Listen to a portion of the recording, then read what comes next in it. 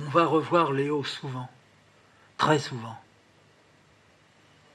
Il viendra en France, il viendra à Lacou, il passera plusieurs jours avec nous. Il viendra aussi au Cousin plus tard. Chaque fois qu'il retrouve Cécile, il a un besoin très très grand de la tenir près de lui. Léo s'est marié avec l'Allemande. Léo se fout de temps en temps de ce que l'Allemande peut faire. L'Allemande est encore belle. Elle a de beaux restes. Léo a mal ici, dans le dos, au coude. Léo est plein de petits médicaments dans ses valises. Il n'a plus d'accordéon en papier.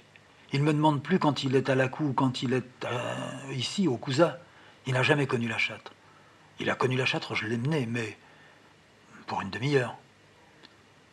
Léo réfléchit. Léo semble s'être mis à penser. On n'a jamais su ce qu'il s'était mis à penser. Qu'est-ce qu'il avait sorti de ses boîtes, de ses cartons. La seule chose qu'on a su, c'est quand on est allé chez lui, en Allemagne.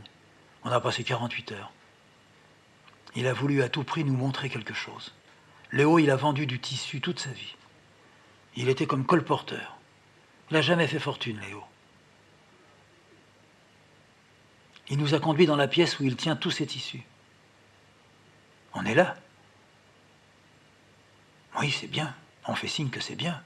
Cécile me dit, j'espère qu'il arrête maintenant, à l'âge qu'il a. Il avait plus de 80 ans.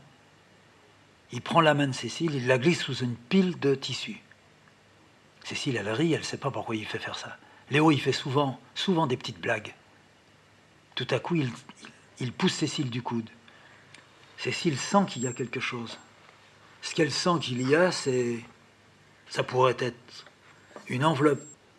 Et à ce moment-là, Cécile, elle sort ce qu'il y a, ce qu'elle touche. Et ce qu'elle touche, quand elle l'ouvre, elle voit de l'argent dedans. Et Léo lui explique.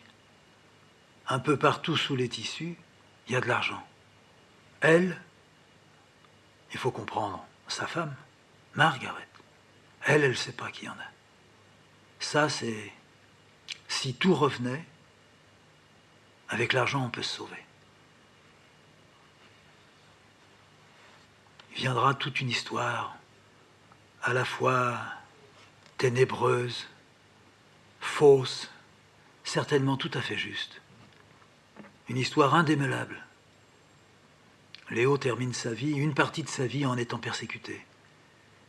Il retrouve à un moment donné des hommes qui le pourchassent. Ce ne sont que des nazis. Des nazis qui lui fracturent sa porte. Des nazis qui connaissent son numéro de banque. Des nazis qui ouvriront son courrier. Des nazis qui savent maintenant qu'il y a sous les piles de tissus des enveloppes avec de l'argent. Pour le cas où, revenant au pouvoir, il voudrait se sauver. Il sait maintenant qu'avec eux, il ne pourra plus se sauver. Et puis Léo, un jour, il est dans l'autobus. L'autobus roule dans la ville là-bas, en Allemagne. Puis l'autobus freine d'un coup. Puis Léo, qui se tenait mal à la barre, il lâche la barre. Il tombe la tête la première, dans l'autobus, sur une des marches de l'autobus. L'autobus s'arrête, on relève Léo. Léo ne tient pas debout, il retombe.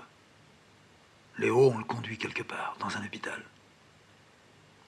Léo, il reprend pas connaissance. Léo, il meurt.